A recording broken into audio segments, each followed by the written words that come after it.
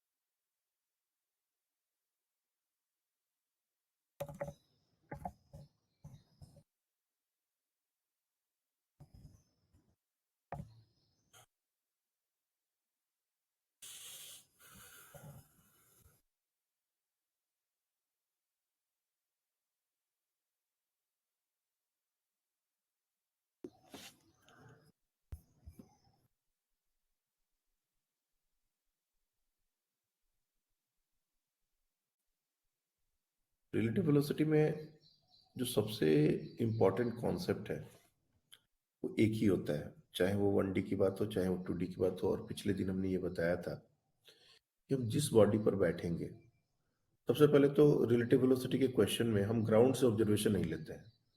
जब तक एक्सप्लिसिटली नहीं बोला जाए कि ग्राउंड से ही ऑब्जर्वेशन लेना है या ग्राउंड के रेस्पेक्ट में ये कितना मूव किया, वो कितना मूव किया। जिससे एक एग्जांपल से इस बात को समझो कि मैं बोलना क्या चाहता हूँ, क्योंकि relative velocity is very confusing. और मैं चाहे कितनी बार भी इस बात को रिपीट करूं, बच्चे इस बात को समझने की कोशिश ही नहीं करते। वो सिर्फ लाइन रटते हैं, डाइजेस्ट नहीं करते। जैसे मान लो ये एक रोड है,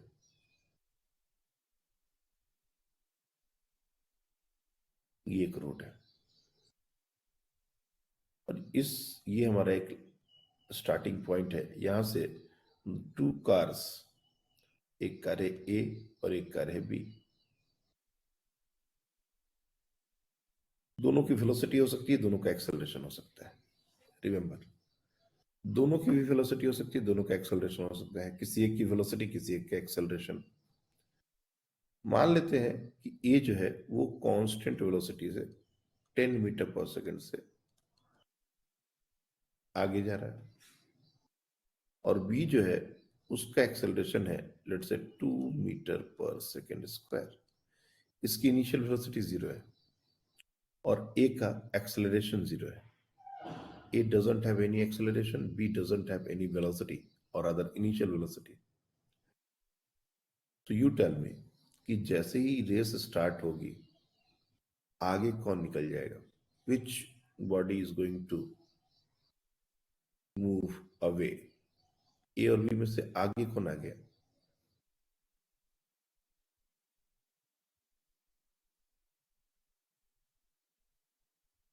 दिख रहा है ना सबको? ए। तो यू कैन इजीली सी कि चूंकि बी के पास तो कोई वेलोसिटी है ही नहीं, वो तो एक्सेलरेशन है उसके पास। और और जो भी डिस्टेंस कवर होगा, इनिशियल वेलोसिटी अगर हमारे पास है तो वो ज्यादा डिस्टेंस कवर कर लेगा। यू कैन इजीली कैलकुलेट कि एक सेकंड में ए कितना आगे जाएगा और बी कितना आगे जाएगा। तो हमारा जो ग्राउंड से ऑब्जर्वेशन अगर लेंगे, हम ग्राउंड से ऑब्जर्वेशन अगर लेंगे तो क्या होगा? आप ध्यान से सुनो, इसको रियलाइज करने की कोशिश करो। सिर्फ हम बोल रहे हैं इसलिए हाँ सर नहीं करना है। ए पहले आगे निकल जाएगा और ये आगे चलता चला जाता है, लेकिन बी जो है इसकी वेलोसिटी धीरे धीरे बढ़ रही है। बी की वेलोसिटी 0 थी, लेकिन 2 मीटर पर सेकंड स्क्वायर का एक्सेलरेशन इसकी वेलोसिटी को धीरे धीरे बढ़ाएगा। और ऐसा भी समय आएगा कि इसकी वेलोसिटी ए से ज्यादा हो जाएगी और उनके बीच का एक गैप होगा, उनके बीच में एक गैप होगा। ए कुछ दूर आगे यहां चलाया, बी भी आगे ही जा रहा है, लेकिन ऐसा एक समय आएगा जब बी की वेलोसिटी और ए की वेलोसिटी में बी की वेलोसिटी ज्यादा हो जाएगी। अब क्या होगा, ये मैक्सिमम सेपरेशन होगा। मैक्सिमम सेपरेशन पहले क्या था, ए आगे निकलता जा रहा था, निकलता जा रहा था, और बी आगे जा रहा था, बट इनके बीच का सेपरेशन बढ़ रहा था। एक आ गया मैक्सिमम सेपरेशन। मैक्सिमम सेपरेशन कब होगा, जब दोनों की वेलोसिटी सेम हो जाएगी। मतलब ये तो 10 था ही और इसकी वेलोसिटी बढ़ते बढ़ते 10 हो गई, तब इनके बीच का जो सेपरेशन होगा वो है मैक्सिमम सेपरेशन। क्यों, क्योंकि इसके बाद इसकी वेलोसिटी 10 से भी आगे बढ़ेगी। ये तो कांस्टेंट है, ये तो बढ़ेगा नहीं, ये 10 से भी इसकी स्पीड आगे बढ़ेगी। और अब क्या होगा, सेपरेशन धीरे धीरे कम होगा। फिर ऐसा भी सिचुएशन आ सकता है कि ए और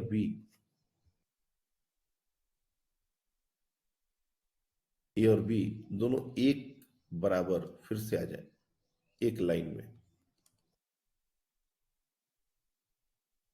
बी जो है वो पीछा करता करता ए के बिल्कुल पैरेलल आ जाए, लेकिन बी की वेलोसिटी बहुत ज्यादा हो चुकी है और ए की वेलोसिटी अभी 10 ही है। तो अब क्या करेगा, बी इसको पीछे करके आगे निकल जाएगा। और जब ये बी आगे निकलेगा, अब ये कभी पीछे नहीं हो सकता ए से। क्या ये ऑब्जर्वेशन क्लियर है? इसमें अभी तक हमने कोई रिलेटिव वेलोसिटी कॉन्सेप्ट नहीं लगाया। ये एक नॉर्मल इंसिडेंट है जिसको हम ऑब्जर्व कर रहे हैं कि एक बॉडी को हमने इनिशियल वेलोसिटी से आगे बढ़ाया और एक बॉडी को इनिशियल एक्सेलरेशन से आगे बढ़ाया। एक बॉडी में एक्सेलरेशन नहीं है और दूसरे में एक्सेलरेशन है। तो क्या क्या हो सकता है और क्या क्या होगा, अब ये कितने डिस्टेंस पर होगा, मैक्सिमम सेपरेशन क्या होगा, कितने देर के बाद मीट कर जाएंगे, ये सारी क्वेश्चंस हमसे पूछे जा सकते हैं। और हम चाहें तो इसको ग्राउंड फ्रेम से भी सॉल्व कर सकते हैं। पहले क्या ये ऑब्जर्वेशन समझ आ रहा है?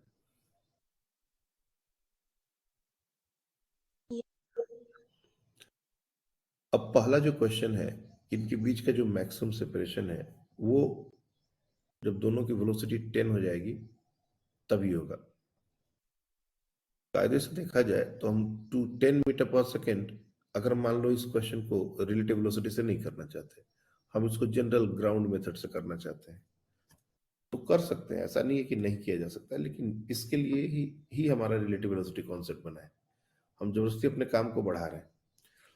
एक कांस्टेंट वेलोसिटी से मूव कर रहा है तो उसमें ज्यादा कैलकुलेशन की बात नहीं है। बी का वेलोसिटी जो है, initial velocity of B is 0, initial acceleration of b is 2 meter per second square. So distance covered by b is equals to half a t square. So that is equals to t square. और अगर हम a की बात करें तो initial velocity of a, initial acceleration और acceleration of a equals to 0, इसका जो डिस्टेंस कवर होगा वो सिंपली हो जाएगा 10 इंटू टी। तो इनके बीच का जो सेपरेशन है, if you see the separation, obvious सी बात है कि 10 टी ज्यादा होगा। यू कैन चेक, टी का वैल्यू 1 डाल दो, 2 डाल दो, 3 डाल दो, तो 10 T is greater.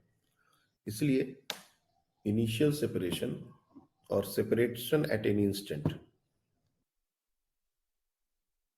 Separation at any instant, तो ये हो जाएगा 10 टी माइनस टी स्क्वायर। अब ये एक क्वाड्रेटिक फंक्शन है और हमने कहा था मैक्सिमम सेपरेशन, मैक्सिमम और मिनिमम, जब भी फिजिक्स में मैक्सिमम और मिनिमम की बात आती है तो हम डिफरेंशिएशन यूज करते हैं। इस सेपरेशन को मैं अगर कुछ नाम दे दूं, let say S, and that is equal to 10 t minus t square. तो ये टी का फंक्शन है और इसका अगर मैक्सिमम और मिनिमम निकालना हो तो इसको डिफरेंशिएट करना पड़ेगा, कर दो। तो ds by dt that is equals to 10 minus 2t और इक्वेट करना पड़ेगा 0 के बराबर। तो यू कैन सी t का वैल्यू आ जाएगा 5 सेकेंड्स। और अगर 2 मीटर पर सेकेंड स्क्वायर का एक्सेलरेशन हो और 5 सेकेंड का टाइम हो तो b की वेलोसिटी उस समय 10 होगी, इसमें कोई डाउट नहीं है। डबल डिफरेंशिएट करके तुमको दोबारा चेक करने का जरूरत नहीं कि मैक्सिमम आएगा कि नहीं, वो मैक्सिमम आएगा ही आएगा। यू कैन चेक, -2t को डिफरेंशिएट करोगे -2 आ जाएगा, लेस देन 0, मैक्सिमम का कंडीशन सेटिस्फाई हो रहा है। मेरा पॉइंट क्या है कि हमने जो ऑब्जर्व किया है हम उसको जस्टिफाई कर रहे हैं मैथमेटिकली। अब कितना होगा, t का वैल्यू 5 डाल दो इस पूरे एक्सप्रेशन में। If you put t equals to 5 in this expression, ये जो एक्सप्रेशन हमारा आया था इसमें t का वैल्यू 5 डालो तो कितना हो जाएगा, 10 इंटू 5 माइनस 5 स्क्वायर, तो ये हो जाएगा 50 माइनस 25, 25 मीटर। 25 मीटर तक, 25 मीटर का मैक्सिमम सेपरेशन वो हो जाएगा। और उस समय तक कितना कौन मूव किया है याद से देखो, तो बी मूव किया है अपने स्टार्टिंग पॉइंट से 5 सेकंड तक, ये जो मूव किया है वो है 25 मीटर। ये जो अपने पोजीशन से मूव किया वो है 50 मीटर। ऐसा नहीं है कि वो लोग रेस्ट में है, दोनों मूव कर रहे हैं। एक 50 मूव किया, एक 25 मूव किया। अब बी की वेलोसिटी बढ़नी शुरू हो गई ए से, और कहीं जाके ये इसको पकड़ेगा। तो अगर मैथमेटिकली देखा जाए कि इनके बीच का सेपरेशन 0 करना पड़ेगा। सेपरेशन एट एनी इंस्टेंट हमको कितना दिया हुआ है, 10t minus t square.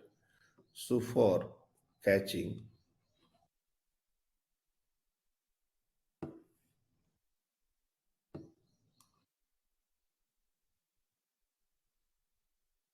Separation must be 0।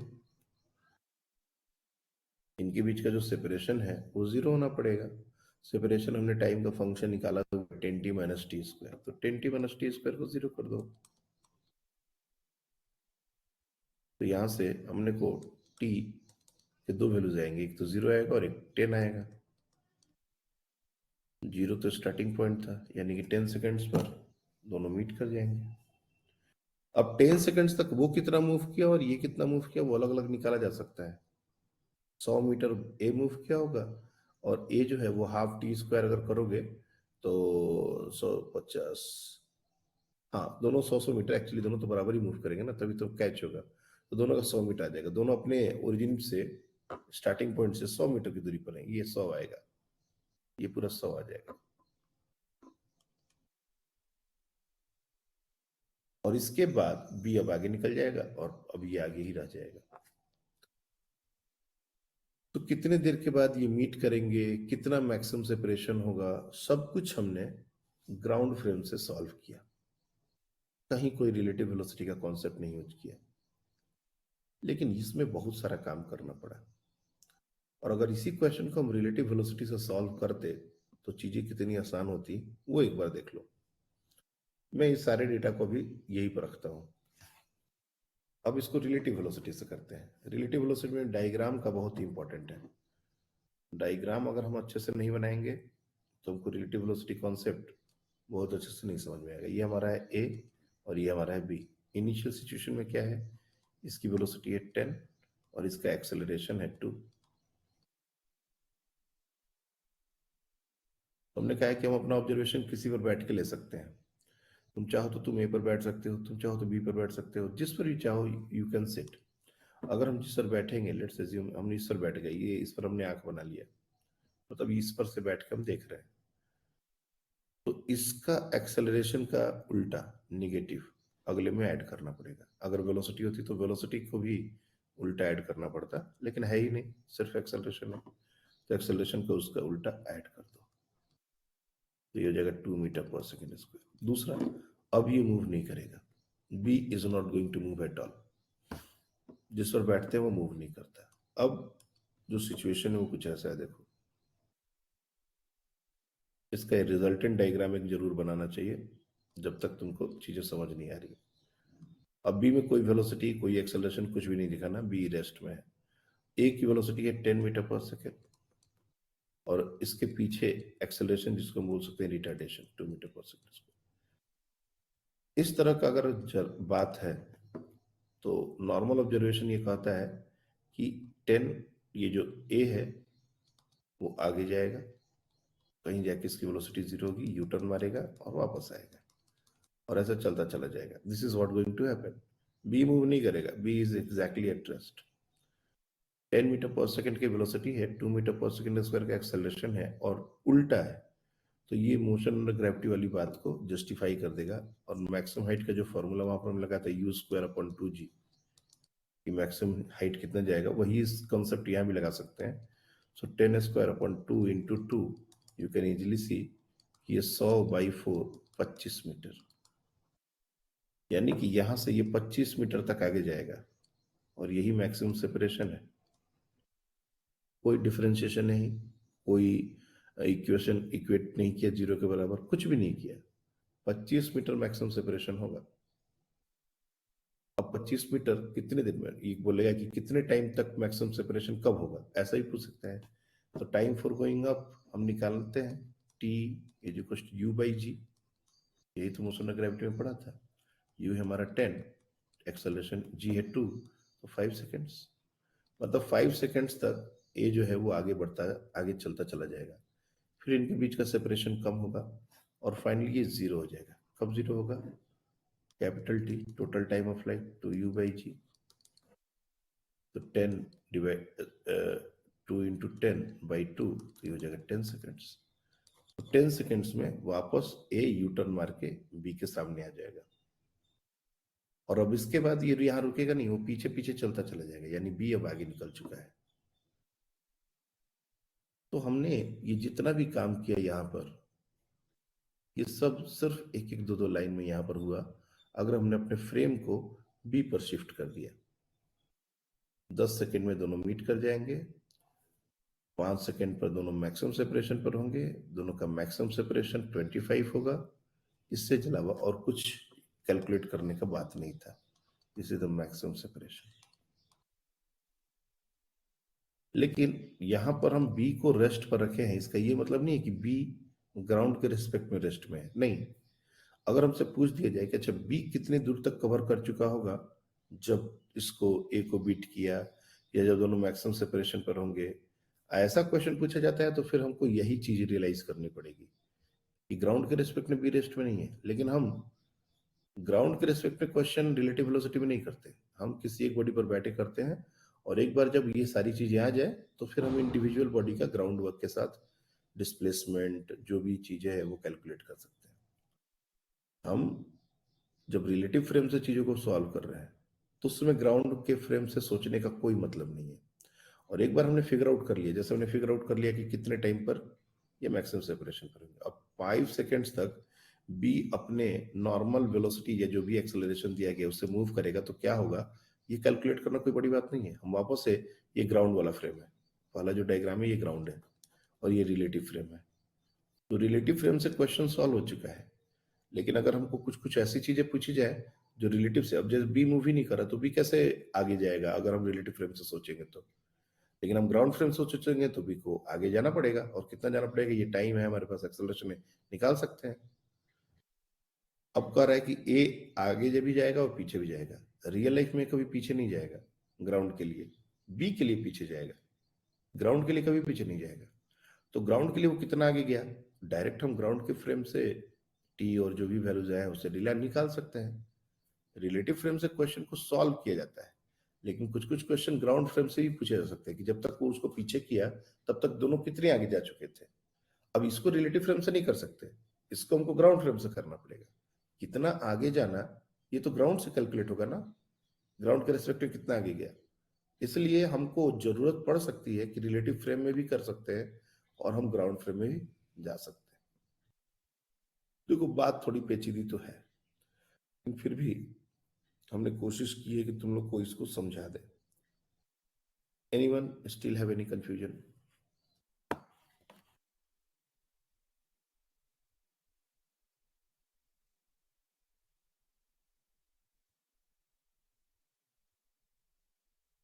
Okay, एक चीज जो बहुत इंपॉर्टेंट है यहां पर, देखो अगर मैं ए को एक हेड स्टार्ट भी दे देता, जैसे मान लो ए और बी को दोनों को एक साथ हमने स्टार्ट किया, अगर ए को मैं हेड स्टार्ट भी दे देता ना, तब भी बी उसको पीछे कर देता। मैं क्या बोल रहा हूं, ध्यान से सुनना। अभी जो क्वेश्चन दिया था हमने क्या दिया था कि दोनों एक लाइन में है, ए और बी। बी के पास एक्सेलरेशन है, ए के पास वेलोसिटी है।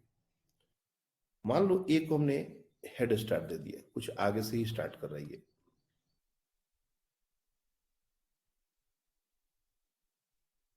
ये वो ट्रैक है। बी स्टार्ट कर रहा है यहां से, और ए को पहले से एक हेड स्टार्ट मिला हुआ है।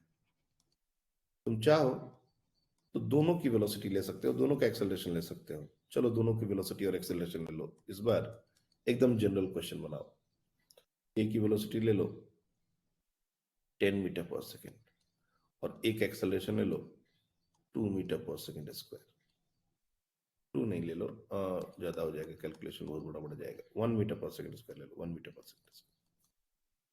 ए सिर्फ आगे नहीं जा रहा, एक्सेलरेट भी हो रहा है। बी की इनिशियल वेलोसिटी तुम चाहो तो 0 ले सकते हो। चलो मैंने 5 मीटर पर सेकेंड ए की वेलोसिटी ली, और इसका एक्सेलरेशन है 2 मीटर पर सेकेंड स्क्वायर, और इनके बीच का इनिशियल सेपरेशन है 100 metre. Let's assume this is 100 metre. 100 metre से ए को हेड स्टार्ट मिला हुआ है। अब मेरे को एक बात बताओ, विथ टाइम क्या होगा? जैसे जैसे टाइम आगे बढ़ेगा, क्या बी ए को पीछे कर देगा?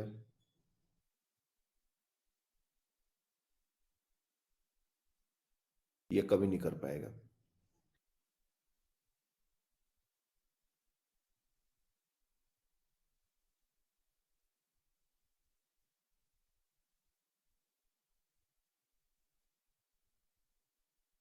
अरे बाप रे, ये सब लोग ऐसे शांत पड़ गए हो जैसे कि हम कोई रॉकेट साइंस सिखा रहे हैं। ओके, याद रखना कि जब भी ऐसा क्वेश्चन आए कि बी ए को पीछे कर सकता है नहीं कर सकता है, ये पीछे करना और ना करना इस पर डिपेंड करता है, एक्सेलरेशन पर। इसको थोड़ा रियल लाइफ से मैं रिलेट करना चाहता हूँ। ये जो इनिशियल वेलोसिटी होती है ना, यू, किसी बॉडी की, इसको हम लोग बोलते हैं आईक्यू। कोई भी स्टूडेंट जब क्लास 11th में स्टार्ट करता है, उसका आईक्यू जितना अच्छा है उसकी इनिशियल वेलोसिटी उतनी अच्छी है। इनिशियल सेपरेशन जो 100 मीटर है, एस, ये है अर्ली स्टार्ट।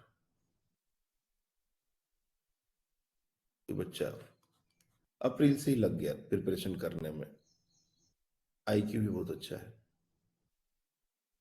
लेकिन एक्चुअली ये जो बी है, इसने बहुत देर से स्टार्ट किया, जून से स्टार्ट किया। आईक्यू भी बहुत अच्छा नहीं है, 5। आईक्यू कम है, ए से आईक्यू कम है। लेकिन जो सबसे डिसाइडिंग इस पूरे रेस में जो रोल प्ले करता है वो है एक्सेलरेशन, हार्ड वर्क।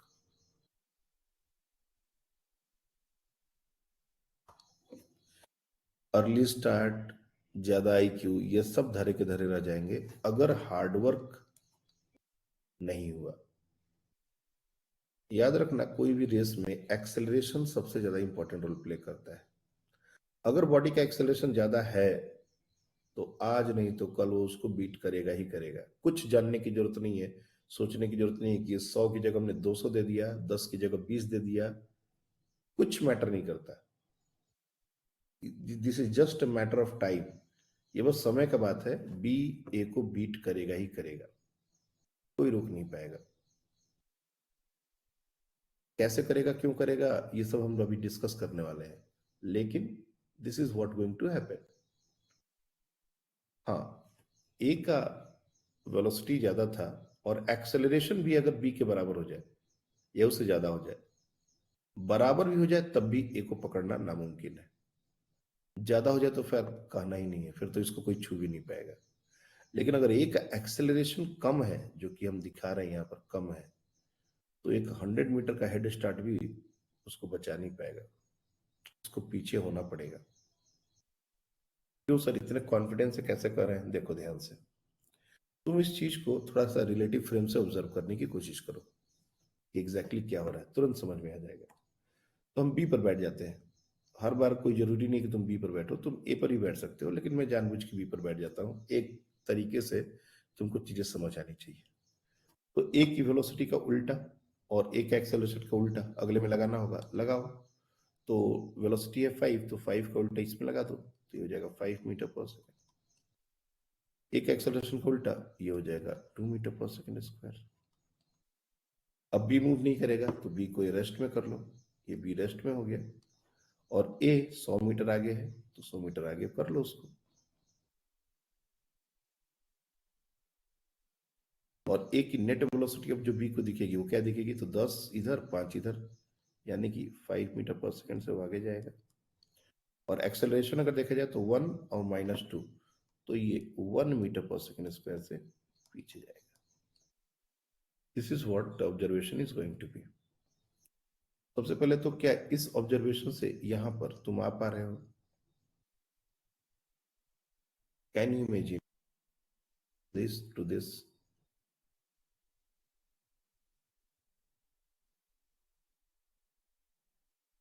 करना पड़ेगा, there is no other way. ये कल पिछले दिन से ये चीज को हम बार बार रिपीट कर रहे हैं कि जिस बॉडी पर बैठेंगे उसकी वेलोसिटी और उसका एक्सेलरेशन का अपोजिट अगले बॉडी में ऐड करना पड़ेगा। हमने वही बार बार कर रहे हैं। अब इसमें नहीं समझ आने का कोई मतलब नहीं है। इसमें एक ही रीजन हो सकता है नहीं समझ आने का, और वो है कि हम अपने दिमाग को ग्राउंड फ्रेम पर ही चिपकाए हुए हैं। तो ग्राउंड से तो भी मूव कर रहा है, ये बात अगर आएगी तब तो पूरा कहानी खल्लास। ग्राउंड से नहीं देखना है, रिलेटिव फ्रेम में ग्राउंड से देखना पाप है।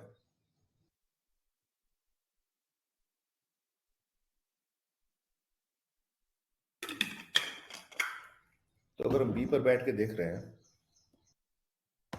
तो ए की वेलोसिटी तो फॉरवर्ड आ रही है, लेकिन उसका रिटार्डेशन आ रहा है। अब बी के पास कोई और ऑप्शन नहीं है इस तरह से मूव करने के। सॉरी, ए के पास ऐसा कोई ऑप्शन नहीं है। वो आएगा कहीं से कहीं यूटर्न मारेगा और पीछे। This is what exactly going to happen from B. B के फ्रेम से कुछ ऐसा होएगा। ये 5 मीटर पर सेकेंड की वेलोसिटी है और एक्सेलरेशन उल्टा है। ये कहीं ना कहीं जाके यूटर्न मारेगा और वापस कितने देर में यहाँ पर आ जाएगा, इसी पॉइंट पर। ये मोशन और ग्रेविटी का कॉन्सेप्ट जो हम लोग यहाँ से ऐसे लगाते थे, तुम इसको उल्टा कर दो, 90 डिग्री से रोटेट कर दो, यही हो रहा है यहाँ पे। और क्या? तो टाइम अगर निकालना हो कि कितने देर में वो बी के पास पहुंच जाएगा, तो एक लाइन में निकल जाएगा। अगर ये टाइम निकालना हो तो ये हमारा डायरेक्शन को पॉजिटिव ले लो, ये डायरेक्शन को नेगेटिव ले लो। इनिशियल वेलोसिटी 5 है तो time to meet B is equal to u plus under root over u square plus 2gh upon g. ये फॉर्मूला था। यू की जगह 5 प्लस 2g की जगह 1, h की जगह 100 डिवाइड बाई 1। इतने देर के बाद वो बी के पास आएगा ही, यहां पर आ जाएगा। तो 25 और ये 200, 225, 5 प्लस 225 डिवाइड बाई 1, 15 5 20, 20 सेकेंड्स। तो ये 20 सेकेंड्स के बाद बी के बिल्कुल बराबर आएगा और उसके बाद इससे पीछे चलता चला जाएगा। बी कहीं नहीं मूव कर रहा तो बी अपने आप आगे निकल चुका है ए से। जब ए पीछे हो गया तो बी आगे निकल गया। तो देखो, इतना सारा हेड स्टार्ट दिया उसको 100 मीटर का, वेलोसिटी भी दे दी ज्यादा, सिर्फ एक्सेलरेशन कम रहा, तो फाइनली ए को बी ने पीछे कर दिया। कितनी देर के बाद? 20 सेकेंड के बाद। अगर मान लो इनिशियल वेलोसिटी बी की 0 कर देते, कोई वेलोसिटी नहीं, आईक्यू बहुत कम है, ना के बराबर, लेकिन उसने हार्डवर्क बहुत अच्छा किया है, तो 2 मीटर पर सेकेंड स्क्वायर का अगर सिर्फ एक्सेलरेशन भी होता और एक वेलोसिटी नहीं भी होती, तब भी ए पीछे हो जाता, थोड़ा और ज्यादा टाइम लगता। उस सिचुएशन में ये जो 10 - 5 करके हमने जो ये 5 दिखाया है, ये 5 नहीं होता। अगर मान लो बी की velocity, if initial velocity of B is 0, अगर ऐसा होता तो जीरो माइनस करना होता, जीरो माइनस करने का मतलब कि वेलोसिटी 10 ही रहती, लेकिन एक्सेलरेशन तो बैकवर्ड डायरेक्शन 1 होता, फिर से यू टर्न मारेगा कहीं ना कहीं से। और अब फिर से कैलकुलेट कर सकते हैं कि कितने देर के बाद वो उसको भी को मीट करेगा, टाइम थोड़ा ज्यादा आएगा, लेकिन पीछे तो होगा, ये तो श्योर है, इससे कोई डाउट नहीं है कि वो पीछे नहीं हो सकता। तो याद रखना कि इस 11th और 12 में सबसे ज्यादा मैटर करता है वो है हार्डवर्क। कि भले ही हम क्वेश्चन एक्सप्लेन कर रहे हो, लेकिन एक बात जो तुम लोग के दिमाग में हम डालना चाह रहे हैं वो ये, कितना भी आईक्यू हो, कितना भी अर्ली स्टार्ट किया, ये नहीं होगा तो आज नहीं तो कल तुमको कोई पछाड़ी देगा। और ये कितना होना चाहिए इसका कोई काउंट नहीं है। कौन बंदा कितना हार्डवर्क कर रहा है ये तो हम जब तक उसको देखेंगे नहीं तब तक हमको पता नहीं चलेगा। बॉडी का एक्सेलरेशन कितना है ये किसी को नहीं पता होता। कोटा में बैठा हुआ कोई बच्चा है, कोई दिल्ली में बैठा हुआ बच्चा है, वो कितना एक्सेलरेशन लिया हुआ है ये तुमको कैसे पता है? तुमको तो ढंग से अमरावती में कितने बच्चे हैं और वो कितने एक्सेलरेशन से मूव कर रहे हैं ये तक नहीं पता। इसलिए अपने को जितना हमारा ज्यादा से ज्यादा एक्सेलरेशन हो सकता है वही एक्सेलरेशन से मूव करना है, क्योंकि हमको पता ही नहीं है कि कौन कितने एक्सेलरेशन से मूव कर रहा है। हमारे सामने सारी गाड़ियां थोड़ी ना खड़ी हैं कि हम सबको मेजर करके बता सकते हैं अच्छा वो इतना तेज चल रहा है, वो इतना एक्सेलरेट कर रहा है। हमको सब दूर दूर 25 लाख बच्चे कहीं दिख नहीं जाएंगे तुमको कभी भी। सब अपनी अपनी जगह पर मूव कर रहे हैं, एक्सेलरेट कर रहे हैं। तुम्हारा एक्सेलरेशन सबसे ज्यादा हो ये इंश्योर करने का सिर्फ एक ही तरीका है कि तुम अपने मैक्सिमम पॉसिबल एक्सेलरेशन से मूव करो। अब ये किसी से ज्यादा है या किसी से कम है वो बात की बात है, वो देख लेंगे बाद में। लेकिन जितना हो सकता है उतना तो एक्सेलरेशन होना ही चाहिए, नहीं तो किसी और का उससे ज्यादा हुआ। मान लो तुमको एक्सेलरेशन मैक्सिमम 10 हो सकता था और तुम जबरदस्ती 2-3 पर मूव कर रहे हो। तुमको लग रहा है कि आसपास जो व्हीकल्स हैं उसके एक्सेलरेशन तो इतना भी नहीं है, हम तो 3 से मूव कर रहे हैं। क्या पता कोई 5 से मूव कर रहा हो, 10 से मूव कर रहा हो, तुमको नहीं दिख रहा हो। इसलिए एक्सेलरेशन मैटर्स, और हमको हमेशा हार्डवर्क पर बहुत ज्यादा फोकस करना है। आईक्यू है, और अगर हमने अर्ली स्टार्ट लिया है तो this is an added advantage, ये एक एडवांटेज देगा। लेकिन फाइनल जो डिसाइडिंग है वो है एक्सेलरेशन। एक्सेलरेशन ज्यादा होगा तो आज नहीं तो कल, अगर तुम पीछे हो तो आगे निकल जाओगे, और अगर आगे हो और पीछे वाले की एक्सेलरेशन अगर ज्यादा हो गई तो तुमको बीट कर देगा। तो रिलेटिव वेलोसिटी के क्वेश्चंस जो हैं वो ऐसे ही सॉल्व होते हैं। अब मैं सिंपल क्वेश्चन पर आता हूं। जैसे क्या क्या क्वेश्चन है, मान लो रमेश अपने घर से निकला, ये उसका घर है,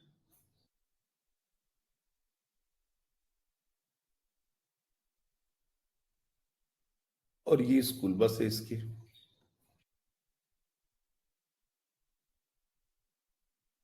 school bus.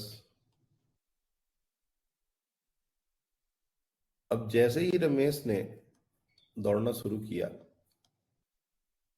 School bus accelerate करना शुरू कर गया 2 मीटर पर सेकेंड।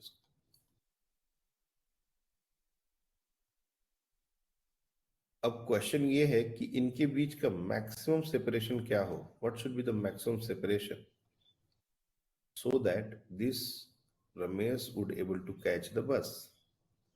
रमेश बस को कैच कर ले, इसके लिए मैक्सिमम सेपरेशन क्या है? मैक्सिमम सेपरेशन बोलने का मतलब कि अगर इससे कम हुआ तब तो डेफिनेटली पकड़ लेगा, लेकिन अगर इससे ज्यादा हुआ तो बिल्कुल भी नहीं पकड़ पाएगा। ये कहें, ये हमारा कहीं ना कहीं बात है। अब देखो, दोनों में वेलोसिटी और एक्सेलरेशन की बात आ गई तो ये नॉर्मल तरीके से तुम जो जूनियर क्लासेस में रिलेटिव वेलोसिटी रिलेटिव एक्सेलरेशन, उसमें तो रिलेटिव एक्सेलरेशन बल्कि होता ही नहीं है, रिलेटिव वेलोसिटी का बात है। तो हमने दोनों में वेलोसिटी भी नहीं दिया, एक बस को सिर्फ एक्सेलरेशन दिया है, रमेश को सिर्फ वेलोसिटी दी है। तो उस तरीके से सोचना अब होगा नहीं।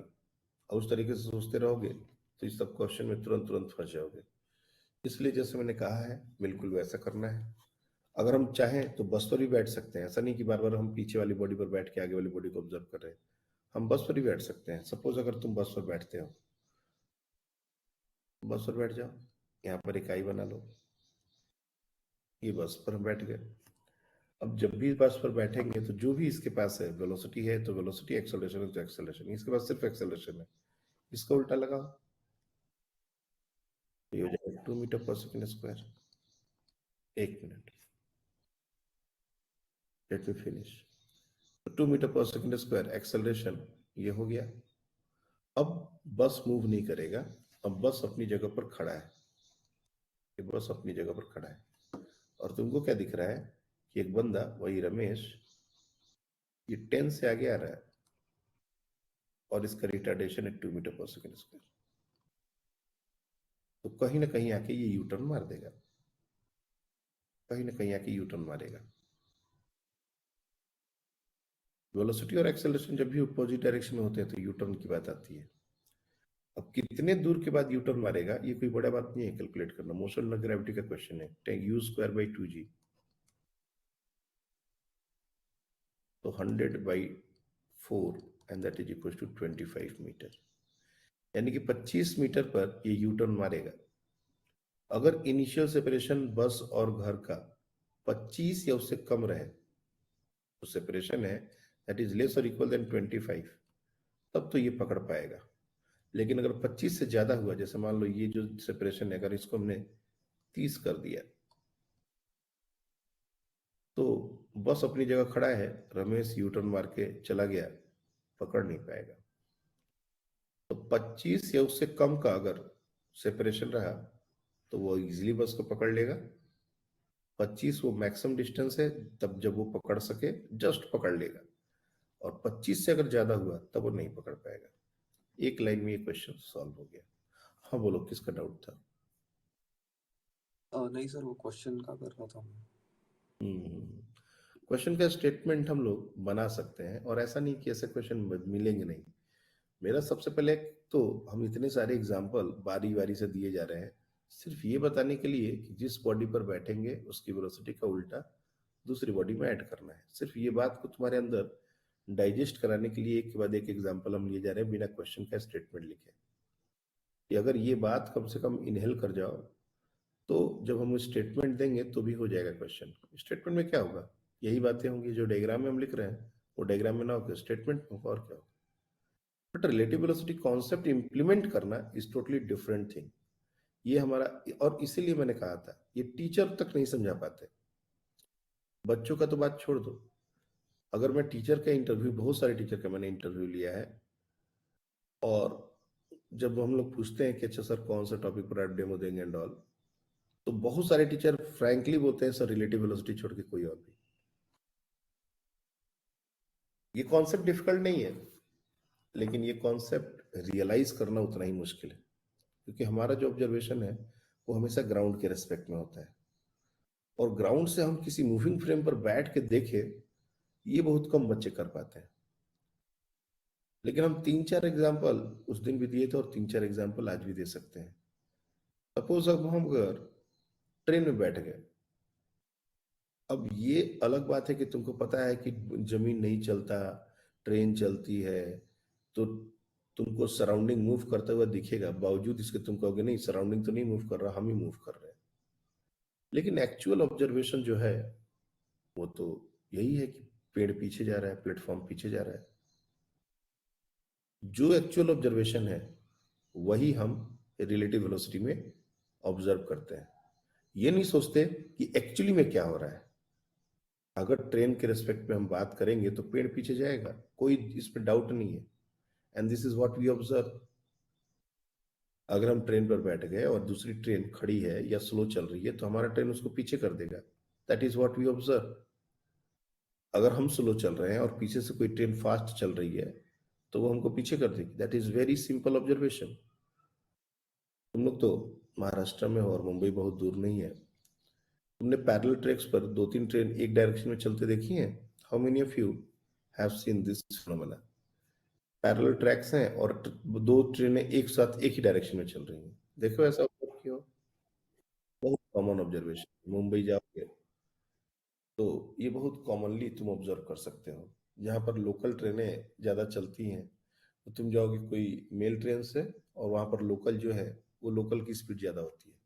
मेल ट्रेन को बार बार रोकते हैं सिग्नल की वजह से, लेकिन लोकल ट्रेन लगातार आगे निकल जाती है। तो ये चीज बहुत आसानी से ऑब्जर्व किया जा सकता है। कभी कभी देखोगे लोकल ट्रेन तुमसे पीछे हो गई, दोनों चल रहे हैं लेकिन वो पीछे होता जा रहा है, दोनों चल रहे हैं वो तुमसे आगे निकलता जा रहा है। तो अब तुम कहोगे कि नहीं सर दोनों तो चल ही रहे हैं। ये ग्राउंड का ऑब्जर्वेशन है। तुम्हारे लिए क्या हो रहा है? तुम्हारे लिए तो ये हो रहा है कि लोकल ट्रेन कभी आगे निकल जा रही है, लोकल ट्रेन कभी पीछे हो जा रही है। तो ये सारा ऑब्जर्वेशन ही हम रिलेटिव वेलोसिटी में देखते हैं। ग्राउंड से कौन दोनों आगे जा रहे हैं दोनों पीछे जा रहे हैं ये सब सोचने की जरूरत नहीं है। जब पूछा जाएगा तब हम उसको देखेंगे, अभी नहीं। इससे ज्यादा बोलना अब कोई मतलब नहीं रखता। अब कुछ और क्वेश्चन हम लोग समझ लें रिलेटिव वेलोसिटी पर, तो फिर हमारा काम आज का कंप्लीट हो, क्योंकि हम चाहते हैं कि आज रिलेटिव वेलोसिटी को कंप्लीट कर दिया जाए। ज्यादा इस पर टाइम देने का कोई मतलब नहीं है, क्योंकि मोशन इन 2D में भी रिलेटिव वेलोसिटी आएगा और वहां तक बच्चे थोड़े मैच्योर हो जाते हैं। अभी मान लो थोड़ी इमेच्योरिटी हो सकती है। दूसरा रिलेटिव वेलोसिटी अंडर ग्रेविटी।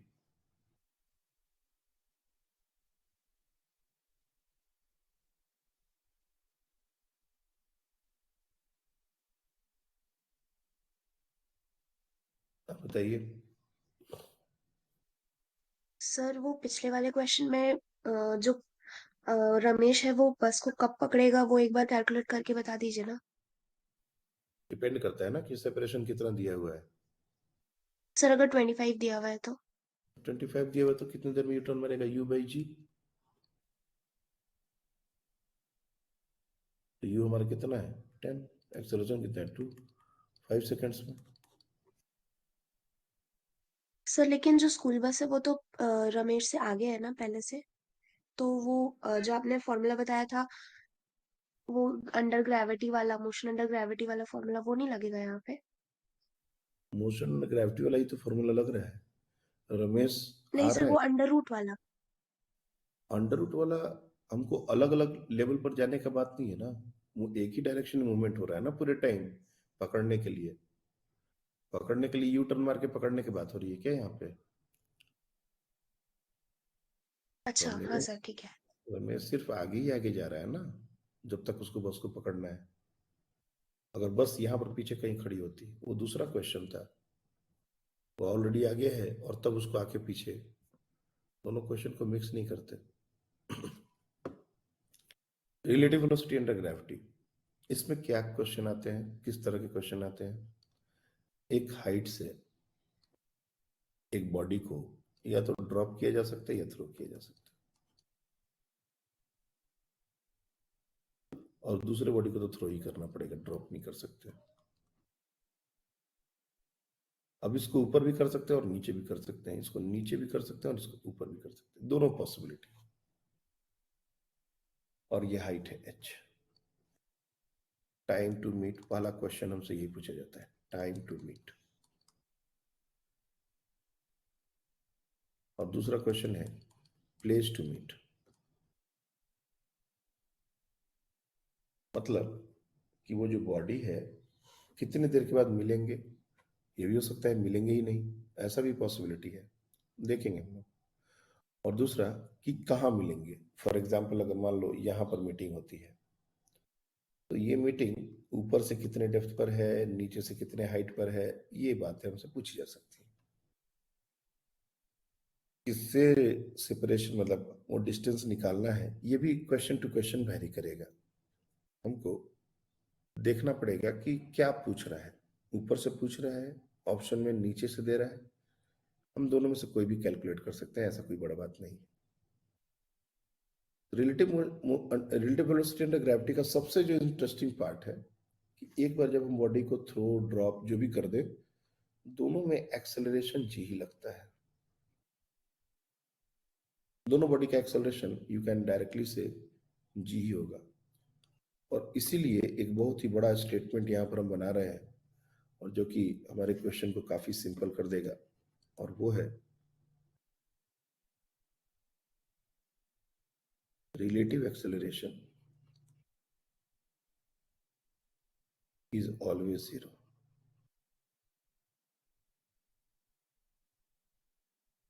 यानी कि दोनों का जो एक्सेलरेशन का मतलब हम किसी भी बॉडी पर बैठ के देखें तो एक्सेलरेशन का कहीं कोई बात ही नहीं आएगा, मतलब एक्सेलरेशन है ही नहीं।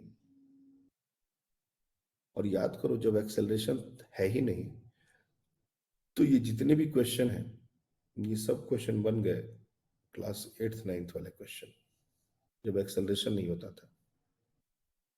जब दो बॉडीज होती थी और उनको ऐसे वेलोसिटी दे दिया जाए तो कितनी देर के बाद मिलेंगे, और ऐसे वेलोसिटी दे दिया जाए तो कितनी देर के बाद मिलेंगे, ये कैलकुलेट करना, और मिलेंगे कि नहीं मिलेंगे ये भी बात है। इस केस में तो जरूर मिलेंगे, लेकिन इस केस में मिलेंगे कि भी नहीं मिलेंगे ये अपन डेटा देख के डिसाइड करते हैं। फॉर एग्जाम्पल ये 10 हो गया, ये 20 हो गया, तो मिलेंगे कभी नहीं मिलेंगे। लेकिन अगर ये 20 हो गया और ये 10 हो गया तो डेफिनेटली मिल जाएंगे। तो ये क्वेश्चन बिल्कुल यही क्वेश्चन बन जाता है, सिंपल। अब कहीं एक्सेलरेशन का जिक्र होगा ही नहीं। अब जैसे मान लो एक क्वेश्चन हम लोग इस बात पर करते हैं, एक बॉडी को 40 मीटर पर सेकेंड से अपवर्ड थ्रो किया गया और दूसरे बॉडी को ड्रॉप किया गया 100 मीटर, ड्रॉप कर दिया गया। अब ड्रॉप किया गया तो इसकी इनिशियल वेलोसिटी 0 है। अब तुम चाहो तो रिलेटिव वेलोसिटी किसी भी एक फ्रेम में बैठ के निकाल सकते हो। जैसे अगर हम नीचे वाले पर बैठ जाएं तो ऊपर वाले में इसकी वेलोसिटी का उल्टा ऐड करना, वाले पर बैठ जाए तो इसकी वेलोसिटी का ऐड करने का कोई मतलब ही नहीं है, वो तो है ही नहीं कुछ। हम कुछ देर के लिए ऊपर वाले पर ही बैठ जाते हैं, लेट्स अज्यूम यही बैठ जाओ, इसकी वेलोसिटी है कुछ है ही नहीं, तो माइनस करने का बात ही नहीं है। दूसरा एक्सेलरेशन, तो दोनों का एक्सेलरेशन सेम ही है, इसका उल्टा अगर इसमें लगा देंगे तो ये दोनों कैंसिल आउट हो जाएंगे। जैसे एक एक्सेलरेशन है डाउनवर्ड और इसका भी एक्सेलरेशन डाउनवर्ड था, तो इसका उल्टा अगर लगाएंगे तो अपवर्ड लगाना पड़ेगा, ये दोनों एक दूसरे को कैंसिल आउट कर देंगे। मतलब एक्सेलरेशन का जिक्र करने का कोई मतलब ही नहीं है। मतलब हमारा जो फाइनल ऑब्जर्वेशन हो रहा है वो क्या हो रहा है, देखो ये 40 से आ रहा है और यहाँ पर चुपचाप बैठा है, इंतजार कर रहा है। जो दूसरा बॉडी है बी, वो इंतजार कर रहा है ए का, कब आएगा कब आएगा, और इसको 100 मीटर का रास्ता तय करना है। तो टाइम कितना हो जाएगा 100/40, so that is equals to 5/2, 2.5 seconds. So 2.5 seconds में दोनों मीट कर जाएंगे। तो पहला टाइम टू मीट निकल चुका। अगर इसको ड्रॉप ना करके थ्रो कर रहे होते, मान लो ऊपर वाली बॉडी को हम थ्रो किए होते ऊपर की तरफ, तो ये 10 मीटर से या 20 मीटर से, जो भी 10 मीटर पर सेकेंड, लेट्स से 10 मीटर से थ्रो किया, और इसको हमने थ्रो किया 40 से, तो रिलेटिव वेलोसिटी निकाल सकते हो, या फिर किसी एक पर बैठ के दूसरे को ऑब्जर्व कर सकते हो। चलो हम इसी पर बैठ रहे हैं, ऊपर वाले पर ही हमेशा, इसकी वेलोसिटी का उल्टा लगा दो तो नेट वेलोसिटी हो जाएगी 30, ए रेस्ट में आ जाएगा, तो यहाँ पर टाइम कितना आ जाएगा 100/30, तो 10/3 सेकेंड्स। अगर नीचे की तरफ वेलोसिटी देते तब तो फिर मीट ही करना था, और इजीली हम दोनों को ऐड करके और तब 100 से डिवाइड करते, 40 + 10 52 सेकेंड्स में मीटिंग हो जाती। तो पॉइंट ये है कि मोशन अंडर ग्रेविटी में अगर हम रिलेटिव मोशन यूज कर रहे हैं तो एक्सेलरेशन के बारे में बदल होने की कोई जरूरत नहीं। दोनों का चूंकि एक्सेलरेशन सेम हो गया था, इसलिए एक्सेलरेशन का आप बात ही नहीं करेंगे हम। जो रिलेटिव वेलोसिटी के सिंपल कॉन्सेप्ट्स हैं उसी से हमारा क्वेश्चन सॉल्व हो जाएगा। यही बात समझ आ रही है?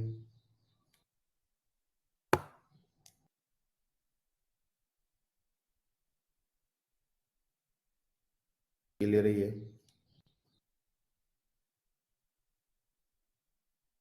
कोई भी डेटा हो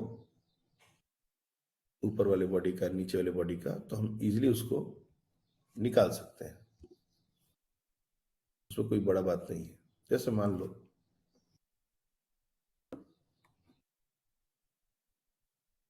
ये एक टावर है और यहां से एक बॉडी को ऊपर की तरफ थ्रो किया गया 20 मीटर पर सेकेंड, और एक बॉडी को थ्रो किया गया और लेट्स से 60 मीटर पर सेकेंड। हाँ, 1 मिनट रुक जाओ।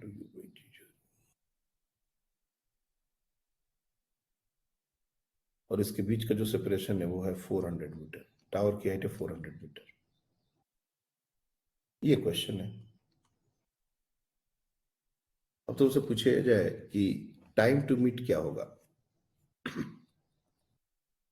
तो जैसा मैंने कहा था, एक्सेलरेशन के बारे में सोचने की बिल्कुल भी जरूरत नहीं है। रिलेटिव वेलोसिटी निकाल दो, दोनों सेम डायरेक्शन में है तो माइनस करना होता है।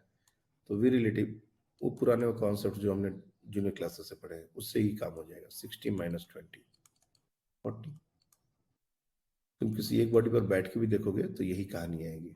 और टाइम की अगर बात है तो 400/40 10 सेकेंड्स।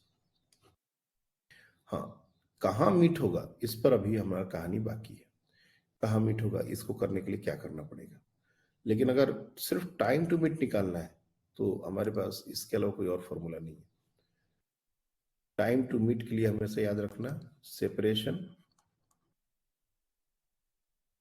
डिवाइडेड वी रिलेटिव और you relative, rather initial velocity का रिलेटिव प्रोसेस ही करना है। अंडर ग्रेविटी में इससे ज्यादा कुछ करने की जरूरत नहीं है।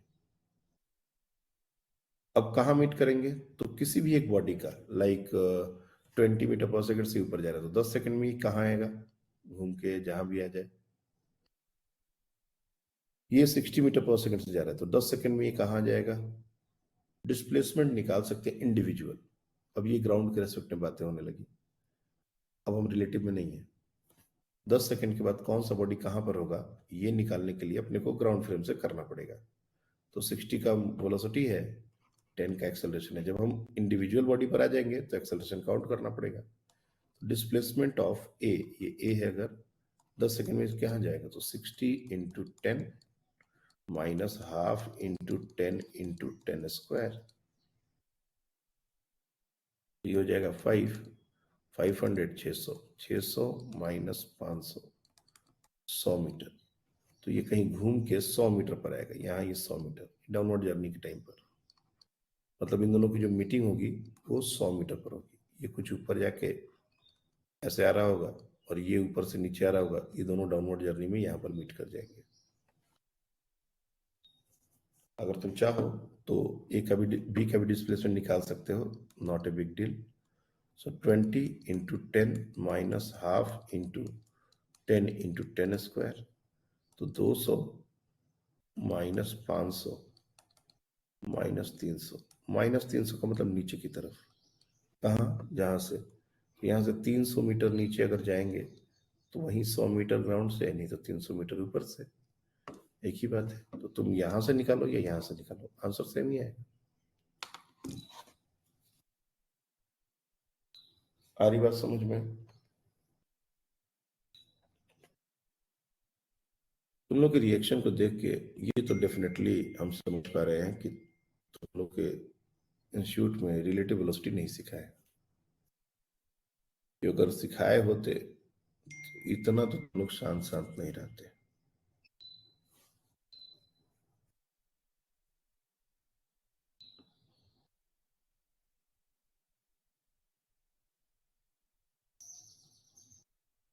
Anyone have any doubt? Malhar, आपका रिलेटिव वेलोसिटी हो गया?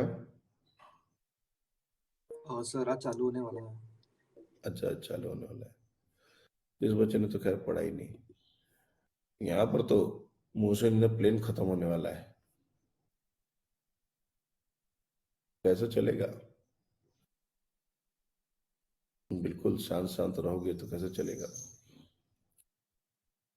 मैं 10 क्वेश्चन 20 क्वेश्चन जितने क्वेश्चन सॉल्व करना है करते जाऊं और तुम लोग डाइजेस्ट नहीं करोगे तो फिर बात बढ़ेगा नहीं। इसलिए आराम से सोचो एक एक क्वेश्चन पर, थोड़ा सा अपना दिमाग को उस फ्रेम में डाल के कि हाँ कैसा दिखना चाहिए, थोड़ा सा अपना काम करना पड़ेगा। और नहीं, अगर मान लो तुम ऐसा कुछ भी नहीं करना चाहते तो मैथमेटिकली जो चीज आपसे कहा जा रहा है करने के लिए वो चीज करो और दिमाग को साइड कर दो कि क्या हो, कैसे ये हो रहा है, कैसा ये हो रहा है, ऐसा सोचने का जरूरत नहीं। ये करना है, बस इसको खत्म करो कहानी। तो सिंपल क्वेश्चन तो बन ही जाएंगे, तुम्हारे लेवल पर जितने क्वेश्चन होते हैं वो बन जाएंगे। लेकिन अगर हम अच्छे अच्छे क्वेश्चन करने जाएंगे तो ऑब्जर्वेशन जरूर मैटर करेगा। हमको एग्जैक्टली पता होना चाहिए क्या क्या हो रहा है, किस फ्रेम से क्या हो रहा है, किस फ्रेम से क्या हो रहा है। तो वो चीज तो तभी समझ में आएगी जब हम रिलेटिव वेलोसिटी को डाइजेस्ट करेंगे। अदरवाइज लिफ्ट वाले जो क्वेश्चन है, बलून वाले, बहुत सारे क्वेश्चन, इसका कोई लिमिट नहीं है। लिफ्ट जा रही है, एक बोल्ट नीचे गिर गया, तो लिफ्ट से देखेंगे तो क्या होगा, ग्राउंड से देखेंगे तो क्या होगा, ऐसा कितने सारे क्वेश्चन पता नहीं दिए गए हैं। लेकिन इन सब क्वेश्चन का कॉन्सेप्ट एक ही है।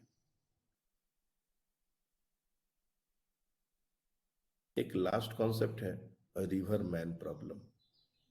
और ये क्वेश्चन और ये कॉन्सेप्ट जब मैं सिखाता हूँ बच्चे चिल्ला पड़ते हैं, क्योंकि उन्होंने पहले से कुछ और सीखा होता है और मैं उनको कुछ और बता देता हूँ।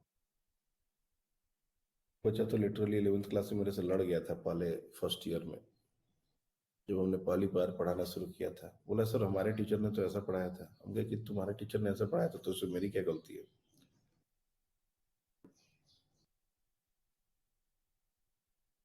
Relative velocity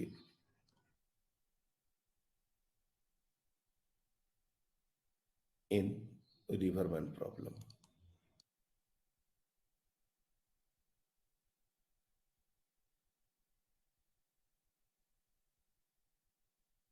river man problem हम लोग दो बार पढ़ते हैं, एक बार 1D में, एक बार 2D में। तो 1D और 2D में थोड़ा फर्क होता है। हमारी कांस्टेंट विड्थ की रिवर है, इसको जमुना मत समझ लेना। आजकल जमुना का विड्थ बढ़ता जा रहा है, पूरी दिल्ली सदमे में है। Capital D is the width of river, जो इस तरह के क्वेश्चन में अभी हमारे लिए कोई मैटर नहीं करता। जब हम मोशन इन 2D में डिस्कस करेंगे तो ये डी का मतलब समझ में आएगा, बट अभी इसका कोई जरूरत नहीं है। रिवर की वेलोसिटी हमेशा रिवर के अलोंग होती है, इधर या फिर इधर, दोनों में से कोई एक। और हम चाहें तो रिवर की वेलोसिटी को u से डिनोट कर सकते हैं। u velocity of river, velocity of stream, velocity of water, इस तरह से हम इसको डिनोट करते हैं। और ये कांस्टेंट होता है जनरली, इसमें कोई एक्सेलरेशन फैक्सेलरेशन नहीं देते। एक बंदा इस पूरे मोशन में और पूरे क्वेश्चन में या तो इधर जा सकता है या फिर इधर जा सकता है, कभी भी आड़ा तिरछा नहीं जाएगा। वो फिर मोशन इन 2D का क्वेश्चन बन जाएगा, उसको बाद में देखेंगे। तो along द स्ट्रीम अगर मूवमेंट है तो उसको बोलते हैं down stream. along the stream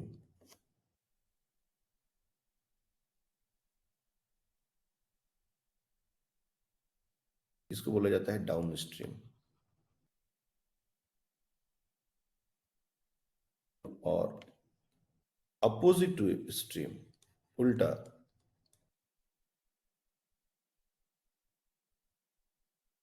opposite to the stream,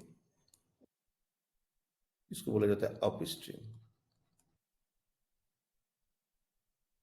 down stream and up stream, ये दो कंडीशन है, इसके अलावा कोई और कंडीशन नहीं है। और पानी को अगर हम मूव नहीं करवाते तो कोई क्वेश्चन ही नहीं बनता। पानी को अगर मूव नहीं कराएंगे तो कांस्टेंट वेलोसिटी से ये आगे जाएगा, पीछे जाएगा, कुछ क्वेश्चन नहीं बना उसमें, फिर कुछ सॉल्व करने का बचा ही नहीं। इसलिए पानी में वेलोसिटी होना जरूरी है। लेकिन एक बात जो हम लोग समझ नहीं पाते या थोड़ा सा रियलाइज करने में टाइम लगता है, अगर मैंने मैन की वेलोसिटी भी एज्यूम कर ली, भी, तो ये v वेलोसिटी को लिखने के बहुत सारे तरीके हैं। एक्चुअल वेलोसिटी ऑफ मैन, इसको ऐसे भी लिख सकते हो, actual velocity of man, swimmer, जो भी, बोट, ये बोट भी हो सकती थी। दूसरा हो सकता है वेलोसिटी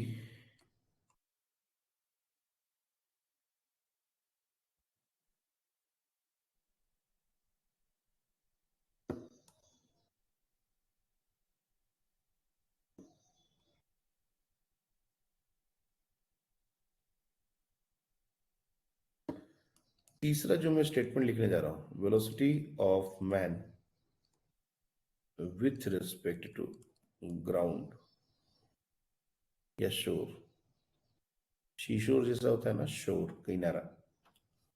क्या ये तीसरा स्टेटमेंट सही स्टेटमेंट है या नहीं? वेलोसिटी ऑफ मैन, जो कि उसकी एक्चुअल वेलोसिटी है, क्या वो ग्राउंड के रेस्पेक्ट में वही वेलोसिटी उसकी होगी या नहीं?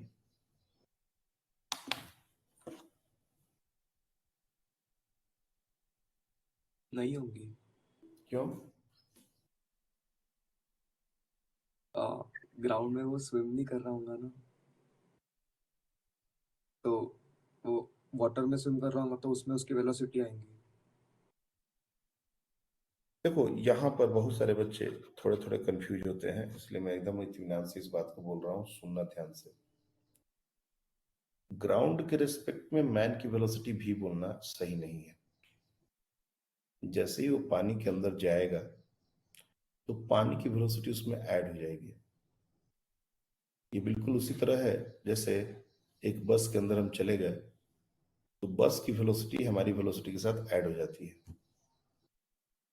अगर हम बस के अंदर मूव करते हैं तो बस के अंदर मूव करते हैं तो हमको जो ग्राउंड से ऑब्जर्व कर रहा होगा, जमीन से, तो सिर्फ मेरी वेलोसिटी ऑब्जर्व नहीं करेगा, बस की वेलोसिटी के साथ मेरी वेलोसिटी को ऐड करके ऑब्जर्व करेगा।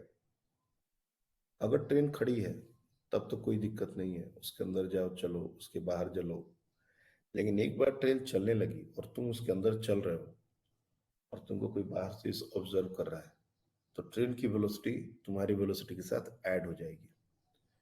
यानी कि सिंपल बात है कि एक मूविंग बॉडी में जैसे ही हम इंटर करते हैं तो उस मूविंग बॉडी की वेलोसिटी हमारे अंदर आती है। पानी को भी और रिवर को भी एक मूविंग बॉडी की तरह देखा जा सकता है। जैसे एक्सेलेटर, सबसे एग्जांपल सिंपल जो रियल लाइफ में हम लोग देखते हैं वो है एक्सेलेटर। एक्सेलेटर पर मूव करते टाइम दो तीन बातें तुम ऑब्जर्व कर सकते हो। जैसे कोई बंदा ऐसा है जो एक्सेलेटर पर चुपचाप जाके खड़ा हो गया, एक्सेलेटर उसको मूव करा रहा है। ये वही बात हो गई कि हम पानी में जंप कर गए और हम कुछ नहीं कर रहे, पानी हमको बहा के लेके जा रहा है। दूसरा हुआ कि हम एक्सेलेटर पर चढ़ भी गए और कुछ लोग को जल्दी रहती है, वो एक्सेलेटर के ऊपर भी चलने लगते हैं, तो उन लोगों से वो आगे निकल जाते हैं जो ऑलरेडी चुपचाप खड़े हैं। तो ग्राउंड के रेस्पेक्ट में उस बंदे की वेलोसिटी अगर देखी जाए तो एक्सीलरेटर की वेलोसिटी तो थी, उसमें उसकी खुद की वेलोसिटी भी ऐड हो गई। और कुछ सिरफिरों को हमने देखा था नासिक स्टेशन पे, वो क्या ऊपर जाने वाले स्टेयर पर नीचे उतरने की कोशिश करते हैं। एक्सीलरेटर है नीचे से ऊपर जाने वाला, लेकिन उनको उसमें थ्रिल आता है, मजा, वो ऊपर से नीचे उतरने की कोशिश कर रहे हैं। मतलब धारा के विपरीत चलना, opposite to the direction of stream. तो अगर उनका खुद का स्पीड धारा से ज्यादा हुआ, अगर वो नीचे जिस स्पीड से उतर रहे हैं, स्टेयर या एक्सीलेटर उससे कम स्पीड से ऊपर जा रहा है, तब तो वो नीचे उतर जाएंगे। लेकिन वो अगर स्पीड अपना उतना मेंटेन नहीं किए तो वो कभी भी नीचे नहीं उतर पाएंगे, एक्सीलेटर उनको बार बार ऊपर ही पहुंचा देगा। तो उनको इसमें थ्रिल आता है। कभी किए हो एनीवन, ऊपर जाने वाले एक्सीलेटर से कभी नीचे उतरे हो? चलो तुम लोग अच्छे बच्चे हो, don't try, this is not easy. The point is कि once we land on accelerator, even if we are not moving, we have the velocity of accelerator. उसी तरह से एक बार जैसे ही बंदे ने पानी में जंप कर लिया और पानी की कोई भी वेलोसिटी है तो उसके साथ वो ऐड हो जाएगी। मतलब ग्राउंड के रेस्पेक्ट में अब उसकी वेलोसिटी जीरो नहीं है, अब उसकी वेलोसिटी वाटर की वेलोसिटी के बराबर है। इसलिए ये जो लाइन है कि velocity of man with respect to ground और शोर, ये भी नहीं हो सकता, ये यू प्लस भी होगा। इसलिए ये चीज कभी भी हमको रियलाइज नहीं करनी, गलत स्टेटमेंट है।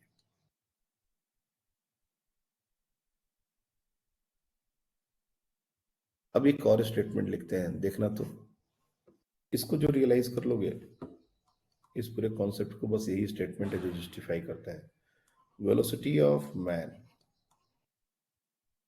With respect to river. बोल सकते हैं क्या, ये जो v है उसकी एक्चुअल वेलोसिटी है, रिवर के रेस्पेक्ट में उसकी वेलोसिटी को v हम मान सकते हैं? Yes sir.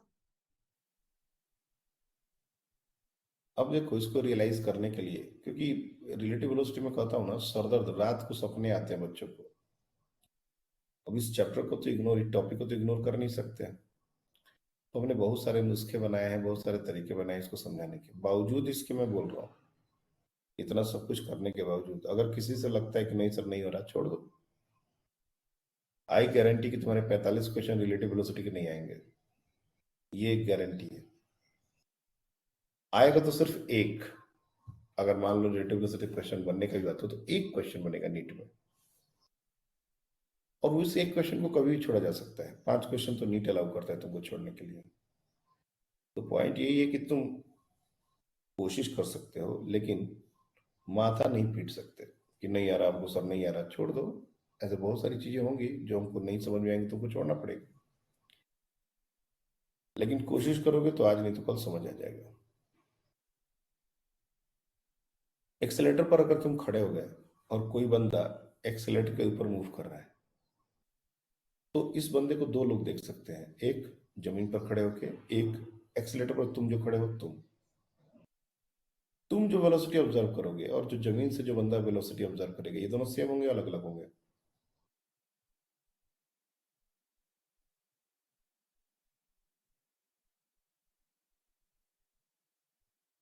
सर एक और बार रिपीट कीजिए ना। एस्केलेटर मूव कर रहा है, एस्केलेटर पर तुम चुपचाप खड़े हो, और दूसरा जो बंदा है वो एस्केलेटर के ऊपर खुद से चल के और ऊपर जा रहा है। He is walking on moving accelerator.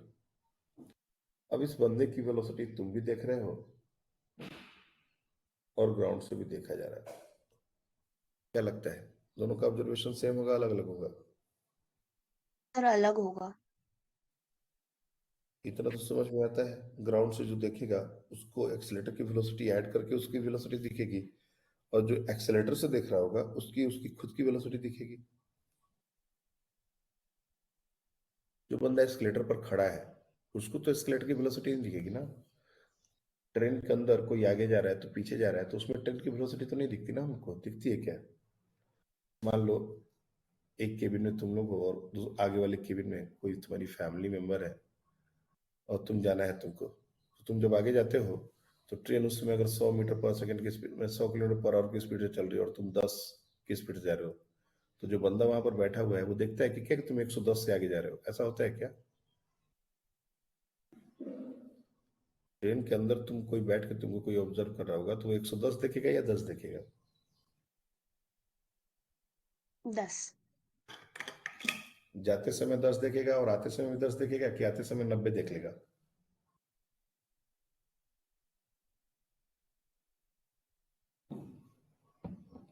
जब आते ट्रेन वक्त भी 10 ही जब हम ट्रेन में सोचो इंजन के डायरेक्शन में जा रहे हैं, ट्रेन में दो ही रास्ते हैं। अब दाएं बाएं मत चलना, ट्रेन में दाएं बाएं चलना अलाउड नहीं है। तो ट्रेन में हम एक तरफ, एक बार इंजन की तरफ जा रहे हैं और एक बंदा सीट पर बैठ के तुमको देख रहा है, तो आगे जाते समय वो 110 देख लेगा और आते समय 90 देख लेगा? ऐसा तो नहीं होगा ना? कैसा होगा?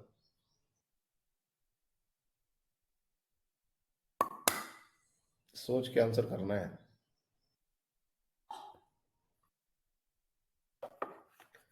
ट्रेन की स्पीड है 100 किलोमीटर पर आवर, तुम्हारी खुद की स्पीड है 10 किलोमीटर पर आवर। अब तुम एक जगह से उठे, अपने सामने वाले रिलेटिव के केबिन में जाना चाहते हो, और एक बंदा तुमको देख रहा है, तो वो तुम्हारी स्पीड 110 देखेगा या 10 देखेगा? सर 10 दिखेगा ना। और आते समय? आते वक्त भी 10 ही दिखेगा।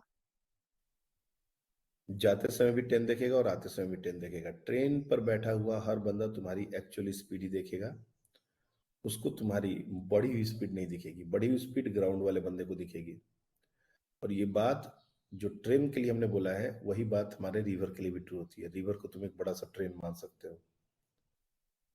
इसलिए चाहे वो डाउन स्ट्रीम हो या अप स्ट्रीम हो, डाउन स्ट्रीम मतलब ट्रेन के अलोंग, अप स्ट्रीम मतलब ट्रेन जिधर जा रहा है उसके अपोजिट, वाटर के रेस्पेक्ट में velocity of man is not going to change.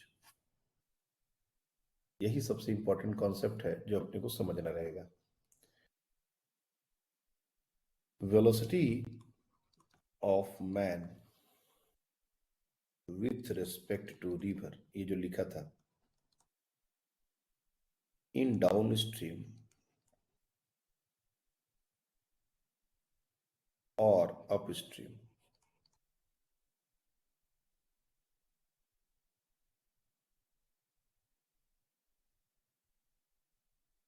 will be same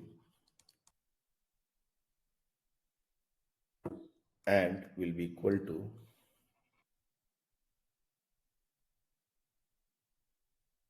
actual velocity of man.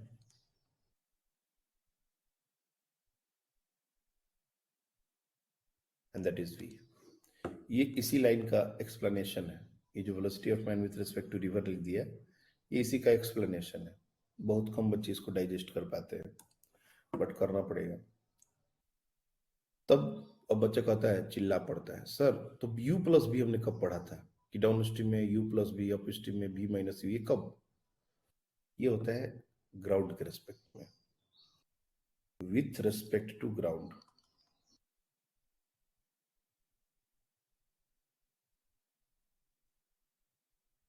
Sure. Velocity of man in downstream v plus u.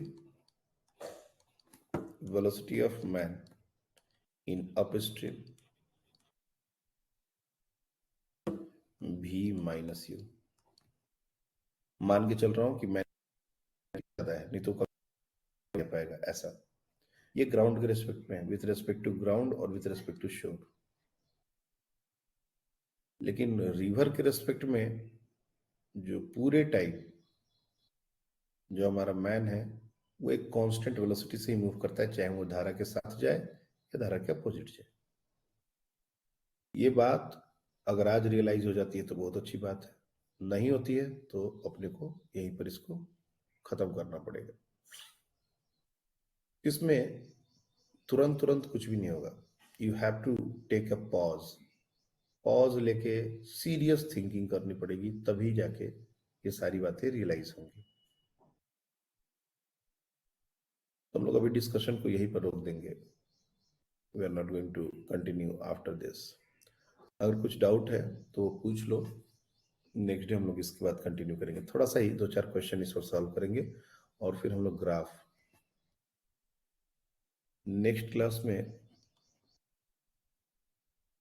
हम लोग रिलेटिव वेलोसिटी के कुछ क्वेश्चन ले लेंगे और ग्राफ, ये एक पेंडिंग टॉपिक है, वो हम लोग देख लेंगे. ग्राफ का जो बेसिक्स है वो तुमको प्लेटफॉर्म पर खोजने की जरूरत नहीं है. यूट्यूब चैनल हमने जो आपको दिया है लिंक, उस यूट्यूब चैनल पर हमने डाले हुए हैं बेसिक मैथमेटिक्स. जो बच्चे बाद में ज्वाइन किए हैं वो बेसिक मैथमेटिक्स प्लेलिस्ट में जाएंगे और इक्वेशन एंड ग्राफ करके 3 वीडियो होंगे. इक्वेशन एंड ग्राफ, ये तीनों वीडियोस नेक्स्ट क्लास के पहले डेफिनेटली कंप्लीट कर लेंगे,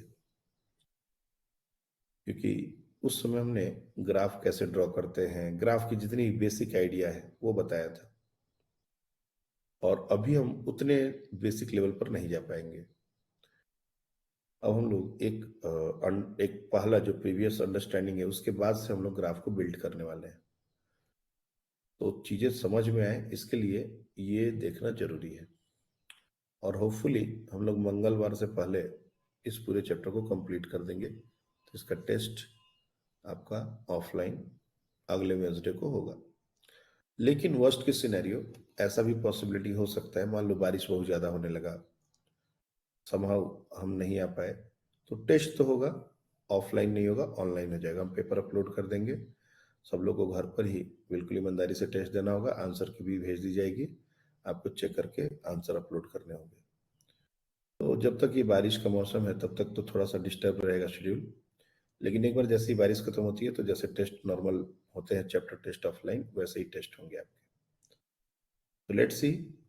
अभी तक तो वेदर के अनुसार बारिश का संभावना कम है, तो अगले वेडनेसडे को, एंड अगले वेडनेसडे को कोई आप लोग का एंगेजमेंट तो नहीं है, मतलब कोई और कहीं पर क्लास आकाश में कुछ ऐसा तो कुछ नहीं है.